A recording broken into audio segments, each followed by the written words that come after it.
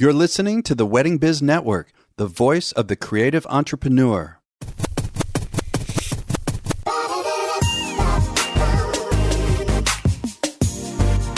Hey everyone, it's Andy Kushner with the Wedding Biz, brought to you today by Party Slate, the first website designed specifically for event professionals and venues.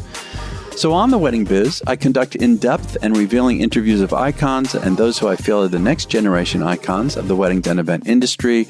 Then this is all to provide you with education and inspiration. If you missed last week's episode, speaking of inspiration, it was a revisit of my original interview with celebrity planner Mindy Weiss. It was a really great conversation. Be sure to check that out.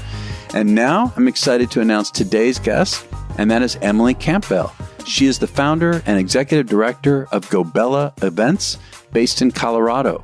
Over the course of more than 2 decades, Emily has created celebrations in over 40 countries and on 5 continents, from Africa and Asia to Europe, Central America, and the Caribbean. Emily is also the co-founder and executive director of Engage Foundation. She is a member of the Knot Best of Weddings Hall of Fame, and her work has been featured by Martha Stewart, The Knot, Bride, Style Me Pretty, Rocky Mountain Bride, Carrots and Cake, and more. So enjoy this conversation with Emily Campbell. Emily, this is kind of interesting. My father was a pretty big anthropologist who was the chairperson of the department. Yeah, USF. He created the first master's and PhD degrees in applied anthropology. So it's so cool to learn that you received a degree in international affairs with a focus on anthropology and intercultural relations. Am I correct about that? That's correct. Yeah. That's so cool. Did you see that on my website? You know what? I don't remember. When I do this research, I go all over the place and I don't remember exactly where I saw what. Oh, that's so funny. Yeah. So your dad was a professor of anthropology? He was, and he was chairman of the department and started all these degrees. He was kind of a big guy in the field. Yeah, it was really cool. It's interesting because my love of studying people and trying to understand behavior and culture is so easily translated into what I do with event production. I find myself at events observing just like an anthropologist would. And sometimes I don't even want to interfere. That's the part of me where I'm just watching, and so many times I'm just sort of fascinated with the dynamics of all of the different people and how they interact with each other. And anyone who's in the events industry knows that the psychology, the groupthink, the backstories of each person, how when you put them all together for an emotional day, such as a wedding, it becomes like a fascinating study. Yeah, I'll say. There's a lot going on to watch. Oh, yeah. Especially within the families that you're dealing with as a producer planner, I'll bet. It's interesting to see it all play out. I was an international affairs major. I focused on anthropology. And in fact, when I did my honors thesis my senior year, I worked with the department chair of the anthropology department at GW. He was my mentor. That's great. And we actually became very, very dear friends. And he actually married my husband and me.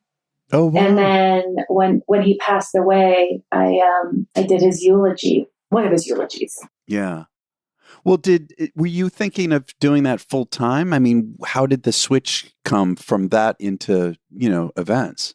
So I was international affairs at GW, the Elliott School, and really thought I would go into the Foreign Service, do something in that realm. And one of the main transition points for that career is to do Peace Corps. And so I had completed my interview for the Peace Corps. I had received my post to go to Benin, Africa, to work on women's health. And during my medical exam, they found a benign tumor in my neck. And I was living in Jackson Hole, Wyoming at the time. So I thought, okay, easy fix. I'll get this removed and then I'll head out to Africa. Well, the first surgery actually, because it was wrapped around the brachial plexus in my neck, which is a large nerve bundle, it actually, he went in and he couldn't quite locate the tumor. And so they had to go back in for a second surgery. And during the second surgery, it paralyzed my left arm. So I had to pack up my belongings and move back to Indiana and into my parents' home to rehabilitate my arm. And during that time, the doctor said, you really need to be doing MRIs every 6 months so that we can understand what's going on with your health. And per my mom's begging and pleading, I decided to defer on the Peace Corps, and I took a job locally with an event leisure travel company. They did leisure and corporate, and it was at the time the country's largest private travel club called Ambassador. And it was in Indianapolis, and I took a job with them, and I immediately hit the road traveling and producing events for them throughout the world. And that changed the trajectory of my career. I went into event production from that point on. That's so fascinating. That is, I mean, Emily, I've heard, obviously with this podcast, I've heard, literally hundreds of stories of how people, get into events. This is the most interesting. Do you think if they hadn't found that tumor, do you believe you would have, obviously you would have continued into the Peace Corps, and who knows where you would have gone from there? I do. I think about it a lot. Like, I often wish I could see my life in two directions, like kind of an aerial view of if I hadn't had the tumor, where would I be right now? And my guess is I'd be living abroad somewhere and, working for USAID or for the Foreign Service or something in international development would probably be where I would be. But I don't have any regrets. I love what I do. And I mean, I've been doing this, well over 20 years. So, this is it. Right. This is the career. Yeah. Well, in some way with the universe, I do believe that we end up on the path that's best suited for us, for what we need. You know that song by Rolling Stones, you can't always get what you want, but you get what you need. Yeah, it's so interesting how this happens. So let's dig in, about your process. And, first of all, Emily, is there some kind of way you could describe your personal signature? If someone else outside of the industry were to go to several events of yours, is there some kind of a specific, unique, kind of footprint that you would have that you could describe?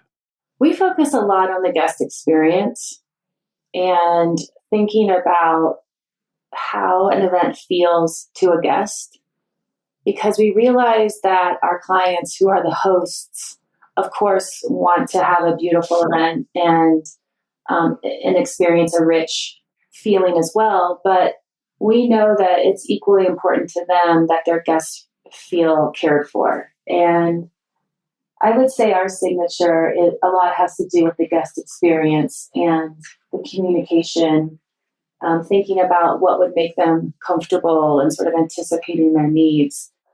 Sort of high touch feeling is important to us. And that's probably what I would say our signature is. We get very involved with our clients, and, by the end of an event, we know them really well. This past weekend, I had a postponed wedding, and I got to know the bride, of course, very well, since we had her ceremony last year and her reception this year. But I also had planned her best friend's wedding, and her best friend and her husband were at the wedding with their two daughters, who were the flower girls. And, the fact that I had planned their wedding and was able to play with their little girls as the flower girls. And we took a picture at their wedding 5 years ago, where at the end, there's a picture where they're both kissing me on my cheek on either side. And we replicated that on the dance floor this past weekend. And just like, oh, that's really good stuff. Like, we're still friends. We still hang out. The fact that I can give her mom a big hug and we can say we love each other. That's pretty special. You don't get that in most, jobs. Yeah, no, that's really sweet. It's such a sweet story. Well, is there any kind of technique, in a sense, that you go through in order to really get to know them in the beginning? Like, for instance, I know some event producers who will, go to restaurants with them or go to museums or obviously go into their house and look around and, see the colors and the decorations. And do you have some kind of way that you tend to do that, or is it different for everybody? Well, I'm sure it's different for everyone. I would love the opportunity to have more of those types of in-person personal experiences with my clients. Because we plan a lot of destination events, most of our work is done over the phone and via email with our clients. And then when we do get together for meetings and site inspections, I mean, it's all of the things. We're at their home, we're out to dinner, we're walking the venues together, we're sharing stories, we're laughing, we're thinking, we're brainstorming. But it tends to be more in a very focused fashion when we are together. But those times are probably my favorite because I find it to be the most productive, and it really does make a difference in understanding where they come from and where they live, and into understanding who they are, and then how that translates into what kind of experience they want to create for their events. I mean, gosh, going to a museum with a client and listening to what they're attracted to or seeing what they're attracted to. Yeah, pre-pandemic, I completely forget. Yeah. Boy, that sounds dreamy. I know, that's so fun. I know it sounds like, well, but it's interesting with this whole virtual world we're in, and people being less, let's say, less available or less willing to get together in person. It's interesting. It does seem like that presents more of a challenge to someone like yourself. On the other hand, like you say, with all the destination weddings you do, it sounds like, regardless of the pandemic and the experience we've had, you already had to adjust in that sense and get to know people, like you say, through whatever, the phone, FaceTime, Zoom, whatever, something like that. I will say, though, my favorite thing to do, and my clients do come out to Colorado, which is where I live. I live in Breckenridge, which is a ski resort town.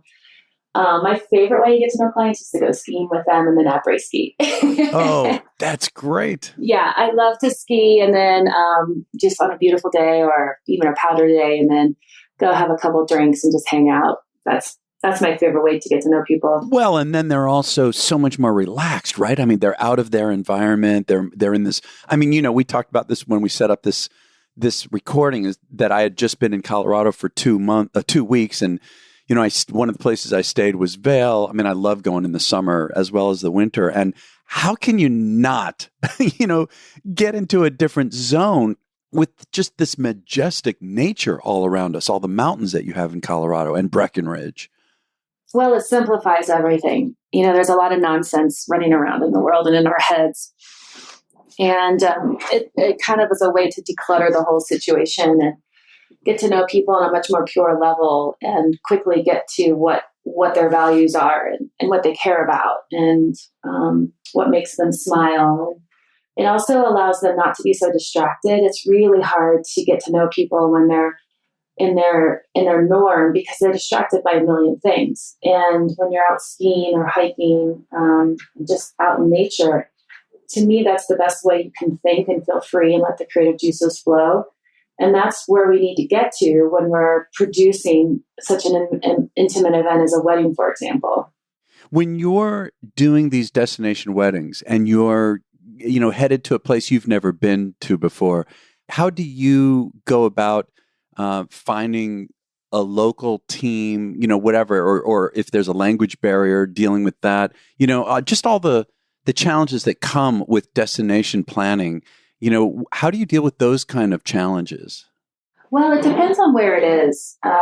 If it's in a place that I'm familiar with, such as Washington, D.C., I don't have a need for hiring a local expert, so to speak, because I know it well, and I've done other events in D.C., and I went to college there. But if I am going to a location, like, for example, we have a wedding in Hawaii, and I'm not really familiar with the area, and we're going out there in December, but I will hire a local expert.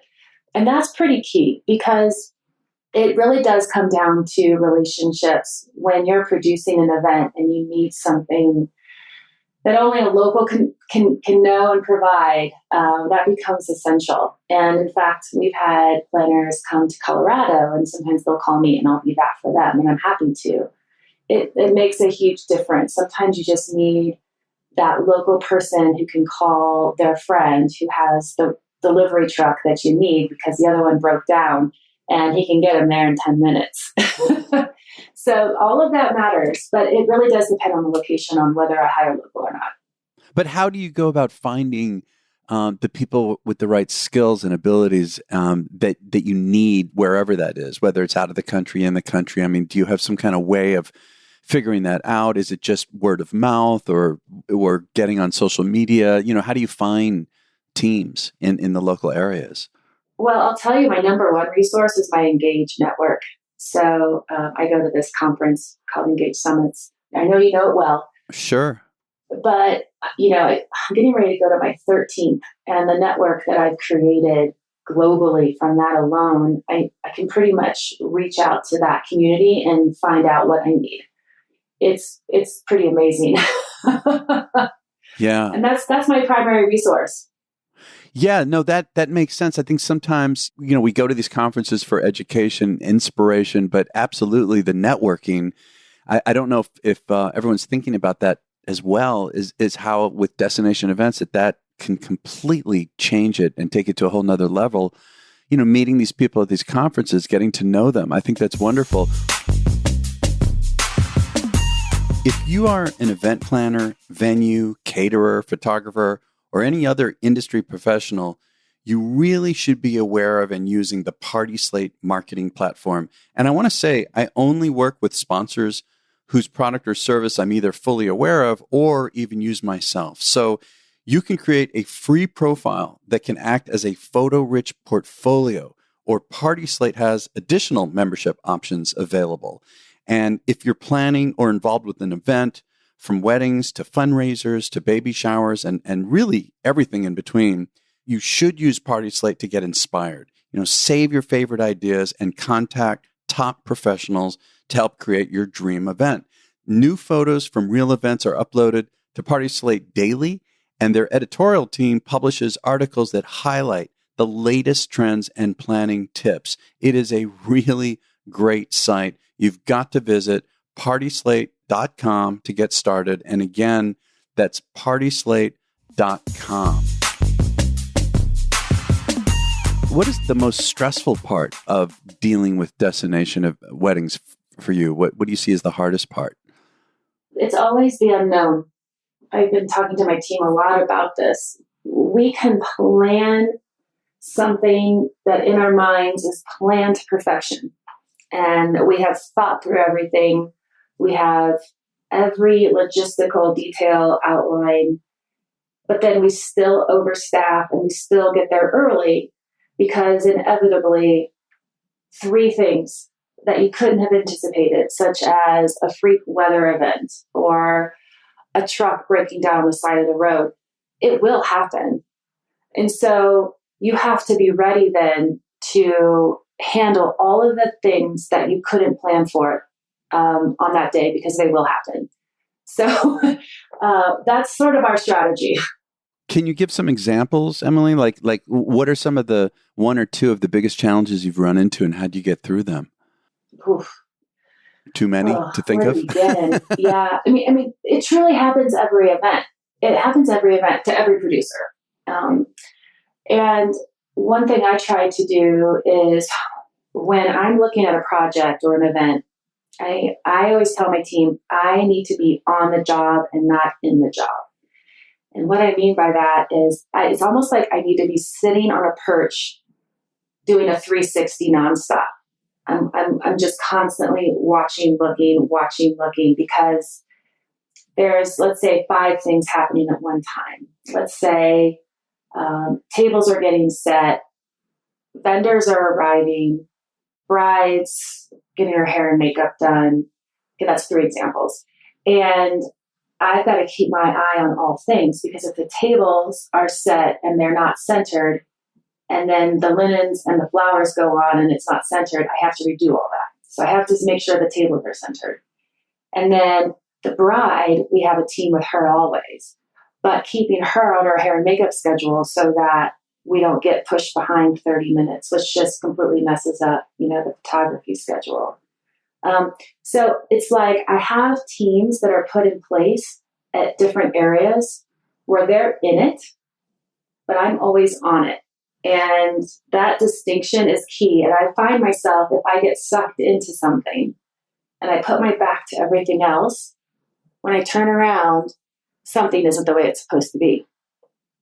And I do get really, my psyche is very intense and very focused during production setup. I don't talk a lot, and I prefer, I'm not one to chit chat during production. I'm not one to catch up with the creative team, the partners, even though they're some of my dearest friends and I care more about their personal lives than anything. That's not the time I want to hear about it. And they don't want to hear about mine either. Like, it's a very focused time. And if I take my eye off of it, that's where I'll miss something. Once we get everyone, with the event's starting and people are dancing, my whole demeanor changes. I'm smiling again and talking to people, but I know that I'm not the best person to be interfacing with guests during production because I'm too serious. That's why I have people on my team who do that. And I'm too serious.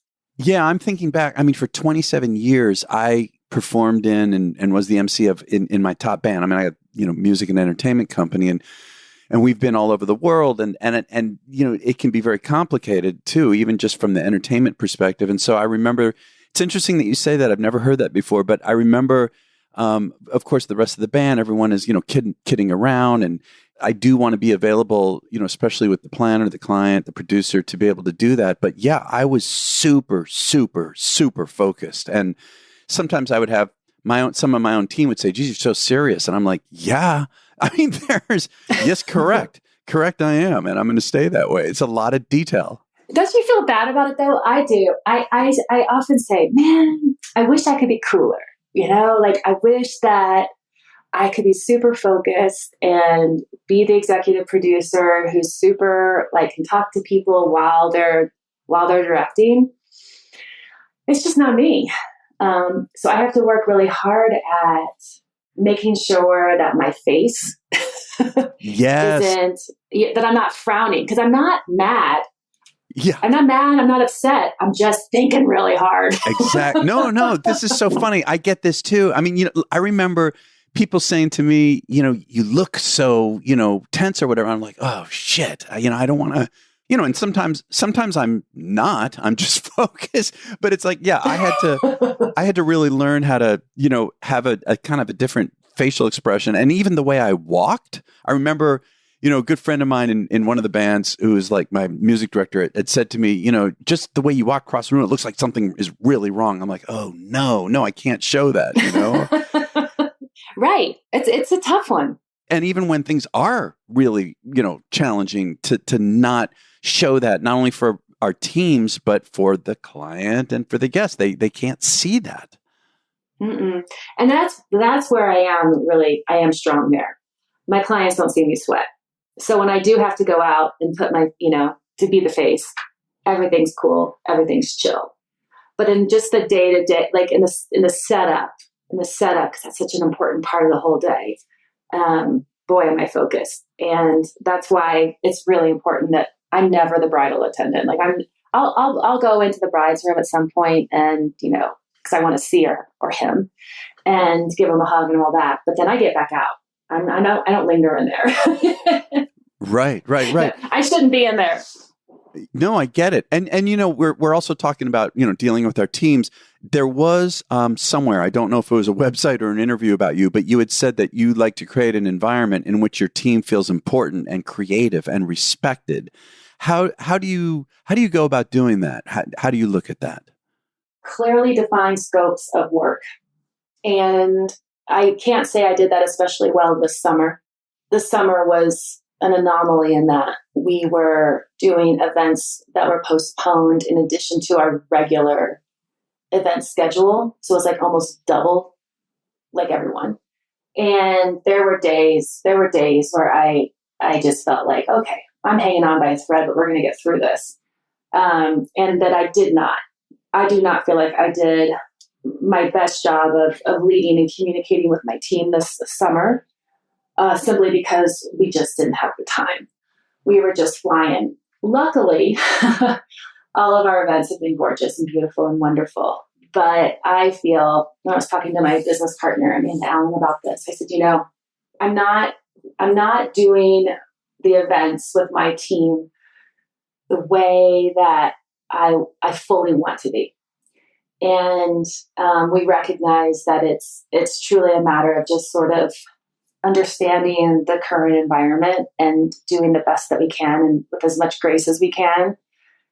But when I'm running on all cylinders and things are in place, my team, it has their clear definition of what they're supposed to do. They understand their timeline and they understand their lane. And then we just roll from there. And to me, that's probably the most important way of empowering my team, because they own it. And they're like, this is my job and I'm just going to go. And I think that feels really good for most people. The other thing is that, when someone shows an interest in exploring a different aspect of a business, I'm all about it. And it kind of has to be too, though, the timing. In the middle of summer, let's not explore a new path. Right. There is timing. Yeah. Fall and winter is a great time to explore, and we'll bring people in if they're interested in design and kind of give them some smaller projects to kind of play around with and see how it goes. But, when you talk about, with your team, making sure they're really clear about their roles and the lane, it's interesting. I'm having, myself and my business partner are having a meeting at the end of September with all the heads of our bands, all of every act, the music director, the leader, and then also our own staff. So we've got about 16, 17 people. And we're going to talk about, especially with how COVID has changed, perspectives in the business, from the client as well as within the industry. We want to talk about expectations and really kind of reset these expectations and make it clear what our protocols are, our procedures, our policies, all of that, and also involve them in some of it so that they can feel a sense of ownership. Oh, absolutely. A great time for process review is the fall, isn't it? We're all getting ready to do that. Yeah. Well, and then I have a whole nother thing starting in January when things finally totally slow down. But, and coming, I just mentioned, COVID also, like the going over how things have changed, because of it. What have you seen that's changed? How has it affected? I don't mean the literal stuff where it's, all of us had issues with our businesses, but do you see any kind of different perspective with clients, expectations, given COVID, or even in your personal life, how it's affected you? I would say with clients, of course, the main things are the force majeure and the contract and making sure that it's crystal clear what happens if, there are restrictions and what's a cancellation policy when that happens. That's the main thing. The second thing, of course, is the safety, the health and safety of the guests and the vendors, and adapting to the client's preferences, because sometimes they don't always align with whatever the current restrictions or non-restrictions are. So sometimes we'll put more restrictions in place than what the current state allows. And then psychologically, I think a lot of our clients this summer have been sort of walking on eggshells, not knowing, oh my gosh, am I going to have masks at my wedding? What if somebody gets sick at my wedding? Am I a super spreader event? So there's that whole piece that we've been working with our clients and just trying to do the best we can and not knowing what the future looks like. I would say, though, one thing I've noticed from a design perspective that I haven't been a huge fan of, I feel like a lot of editing isn't happening in design. And some people may look at my events and say, yeah, you're a prime example. And maybe I am. But I feel like there was so much time focused on events that everyone wanted to do everything. And so when I'm looking at some events on Instagram and social media, I feel like there's a lack of restraint. And I don't blame anyone. I mean, we all sat around for a year and dreamt about events, but right. I would like to see a little bit more editing back into design, simplify just a little bit. And I'm forcing myself to do that as well and to challenge, our clients to do the same. Mm. I wanted to also ask you about your role with the Engage Foundation. I know that you're the co-founder and executive director of it. And as I understand it, The foundation educates attendees and raises awareness about nonprofit work being done by event professionals, including opportunities to donate time, money, services. What can you say about that? Well, that's one of my favorite things I do. The Engage Foundation came about when I made a presentation at Sea Island at the Engage Summit there. And we had a really small group. I was speaking about how the wedding industry could work with or align with the nonprofit sector. And it was a small group, and there was probably like 20, 30 of us. And it was just like the first time we had really talked about that at the Engage Summit. And I found that there were other people like myself who wanted to do more than just plan really beautiful parties, that there needed to be a deeper level to it. And it was really exciting.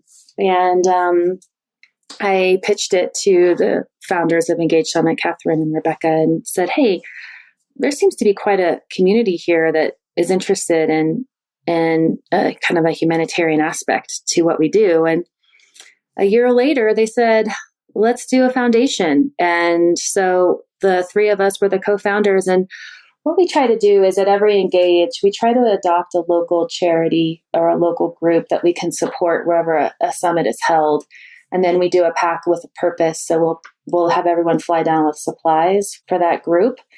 And sometimes we'll also have a humanitarian outreach where we'll go and be and help with that group on site. And then we also are globally aligned with Vow for Girls, and that is to end child marriage.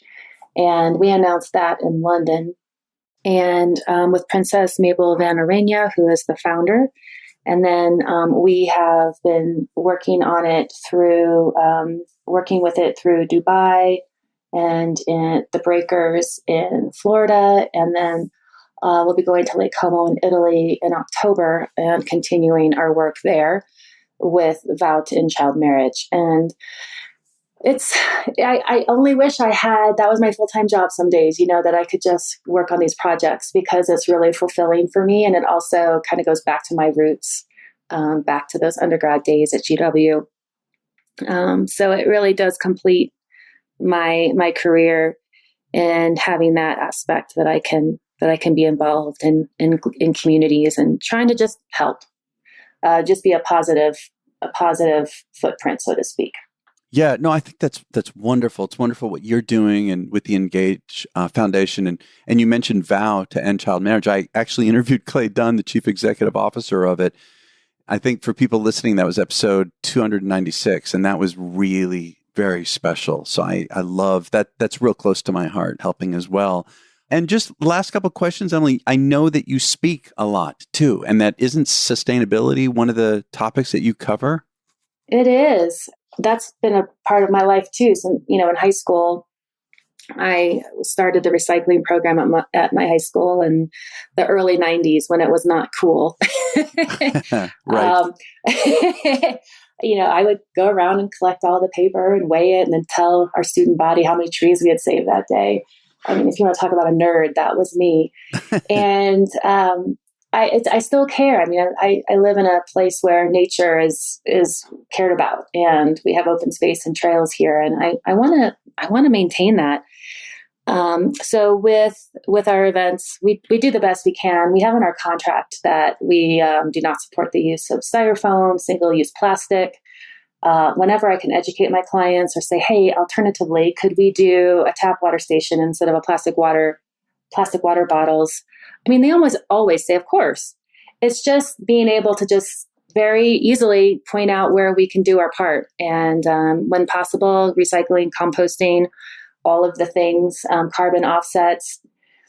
It's not that hard if you just make a little bit of an effort. And it's always been part of my business. I just think now people care more than they used to and are open to receiving the information. Yeah. Yeah, absolutely. So before we go, what's on your agenda in the future? What are you really excited about? What's coming up for you? I am really excited about next year. 2022 is going to be epic. And we have some incredible jaw-dropping events that I'm obsessing over. I am just like the enthusiasm and excitement cannot be contained. Yeah. So I'm just excited about next year and what we're going to be doing. I think we're going to be doing some things that the event industry is going to say, whoa. Yeah. And I'm excited to do it and to do it well. And of course, I'm always excited about where the Engage Foundation is going to go and grow, and some partnerships that we're developing to really expand what the foundation can do. All very exciting things. Yeah, love it. That's great. Well, I've known about you. I know we met, years ago at Engage, and I'm just so glad that you've come on to the show, the podcast. So thank you, Emily, for doing this and taking your time. Well, thanks for having me. It was really nice to connect with you, Andy. Yeah, thanks. Thank you for listening to my conversation with Emily Campbell. Be sure to check out her website. It is gobella.com. That is GOBELLA.com. Her social media handle on Facebook and Instagram is GoBella Design. And be sure to check out the show notes at our website of theweddingbiz.com. And if you could give a top review wherever you get your podcasts from, that would greatly help people find us. And I want to mention next week's guest, and that is going to be Chioma Adure-Wogu. And finally, we want to thank our sponsor once again, and that is Party Slate. Be sure to check them out at partyslate.com, and we'll catch you next week on The Wedding Biz.